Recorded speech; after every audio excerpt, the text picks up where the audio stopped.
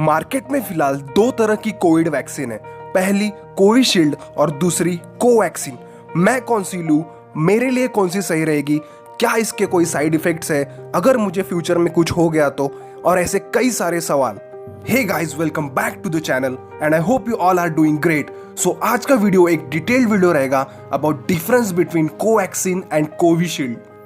कोविड-19 vaccination का second phase already start हो चुका है इंडिया में, और ऐसे कई सारे लोग हैं जिन्हें अभी तक इन दोनों वैक्सीन के बीच का अंतर नहीं पता। The second phase began on March 1, in which people over the age of 60 and those above 45 with associated comorbidities यानी जिन्हें कई सारी बीमारियां हैं can take the life saving shots। फिलहाल गवर्नमेंट जनता को ये डिसाइड नहीं करने दे रही है कि वो कौन सा वैक्सीन ले सकती है, लेकिन उन्होंने सेल्फ डिक्लेयर कर दिया है कि दोनों वैक्सीन सेफ है और आप कोई भी ले सकते हो। और अब जब डिफरेंस की बात आती है तो हम पहले डेवलपर की बात करते हैं।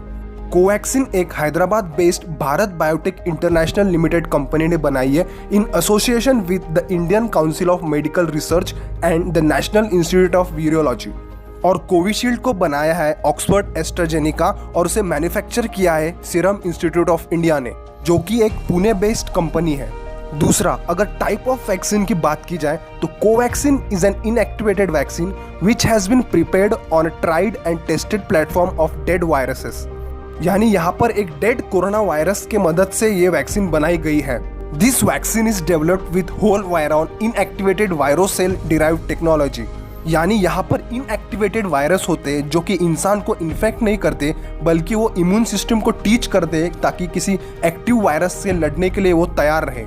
ये टेक्नोलॉजी कई सारे वायरसेस को ट्रीट करने में इस्तेमाल होती है, जैसे इन्फ्लुएंजा, रेबीज, पोलियो एक्सेट्रा। और अगर कोविशील्ड की बात की जाए तो यहाँ पर वायरल वेक्टर प्लेटफॉर्म का इस्तेमाल किया है, जो कि टोटली डिफरेंट टेक्नोलॉजी है। यहाँ पर चिंपैंजी एडिनो वायरस को मॉडिफाई किया है, जो कि कोविड-19 वायरस के प्रोटीन को कैरी करता है इंसानों के सेल में। This cold virus is basically incapable of infecting the receiver but can very well teach the immune system to prepare mechanism against such viruses. ये टेक्नोलॉजी इबोला के दौरान यूज की गई थी।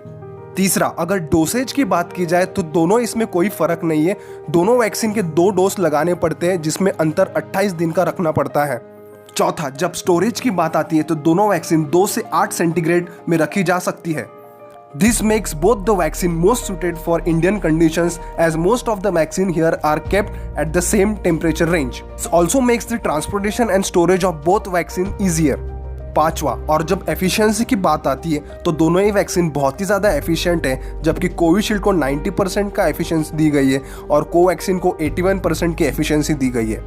सिक्स्थ, और जब अप्रूवल की बात आती है तो Covaxin has been granted restricted use authorization in clinical trial mode, while Covishield has been allowed for restricted use in emergency situations that can be potential prevent corona virus infection in people aged 18 years and above.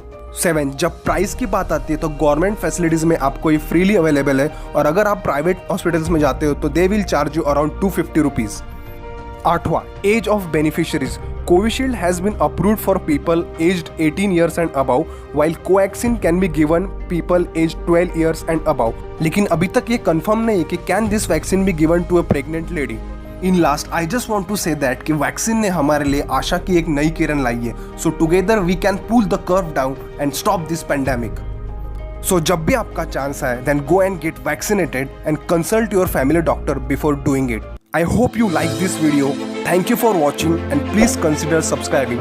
This was Yash Magar signing off. Bye bye. Take care.